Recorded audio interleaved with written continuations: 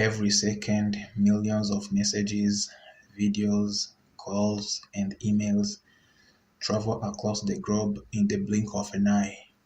But do you have any idea on how all this digital information moves so quickly and efficiently, especially when the network is shared by billions of devices? The secret lies in a revolutionary concept called packet switching.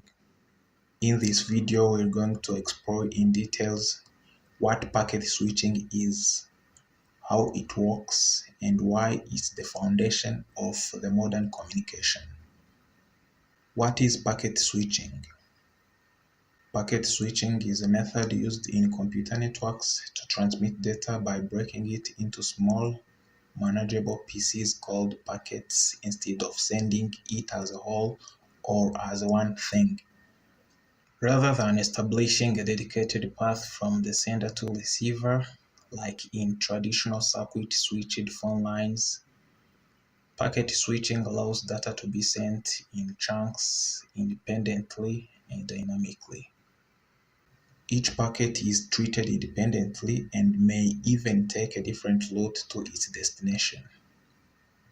The receiving end system then reassembles these packets in the correct order to recreate the original message. This approach makes the network more efficient, resilient, and capable of handling massive traffic loads, which is exactly what today's internet demands. Let's understand this in this simply explained analogy.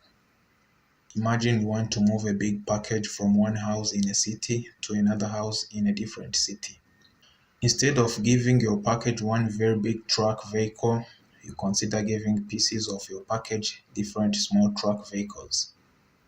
Each vehicle now has a piece of your full package. On each piece, write in the address number of the house where that piece will be delivered.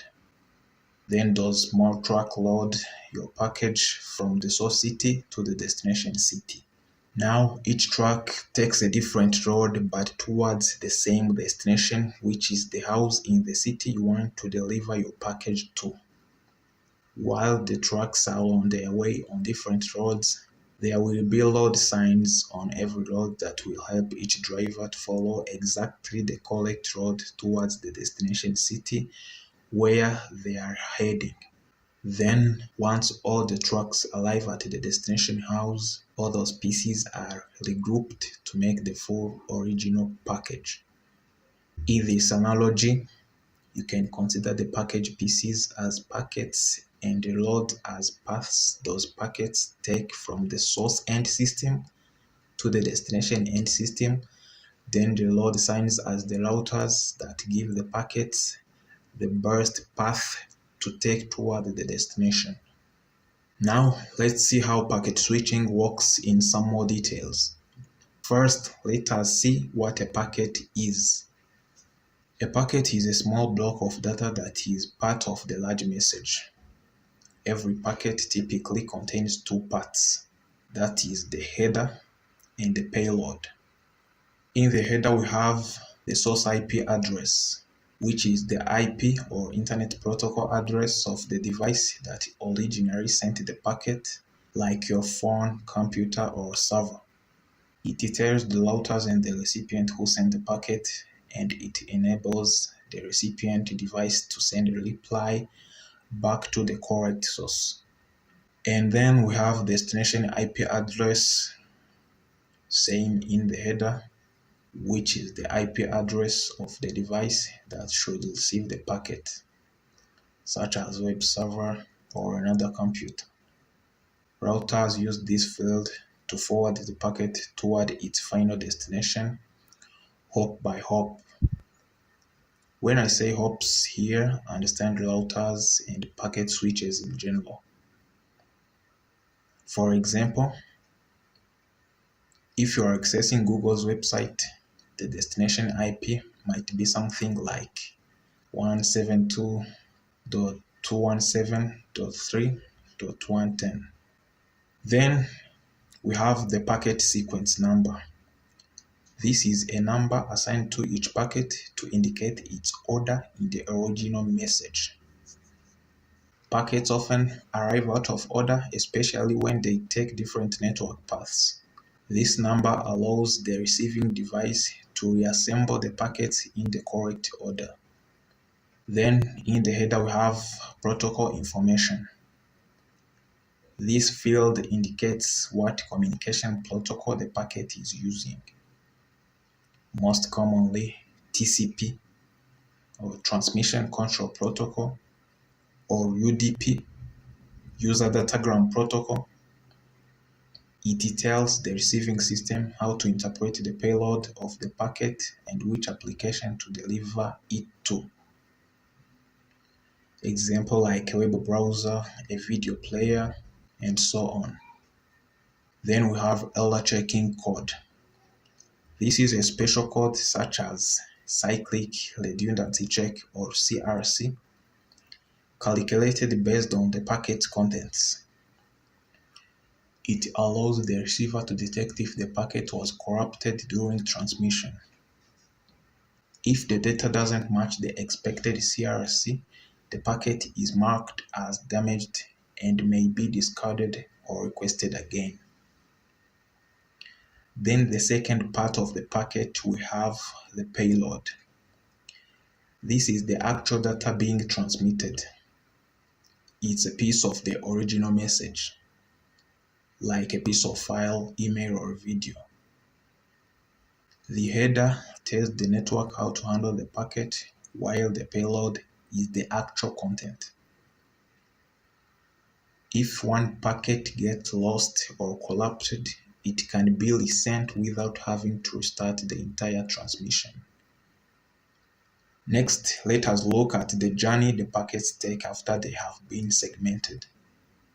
Once the data is divided into packets, each packet is sent from the sender's device to a local router. From there, the packet hops across several routers, switches, and possibly even undersea cables or satellites, depending on the destination. What makes packet switching efficient is that packets do not need to travel together or in order.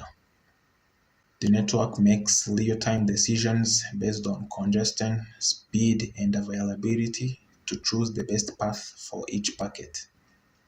Then, what happens at each hop? At each router along the path, a packet goes through a series of steps. The first is the arrival. The router receives the packet and stores it temporarily in a queue. The second is header inspection. The router reads the packet header to identify the destination IP address. The third step is routing decision. Using its routing tables and routing protocols, the router decides the next best hop by asking which neighbor it should forward the packet to. And the fourth is forwarding, where the packets leave the router. Here the packet is sent out through the appropriate interface toward the next router in the journey. All of this decision making is done for every packet at every router, dynamically and in real time. That's how the internet adapts to traffic spikes, outages, or broken links automatically.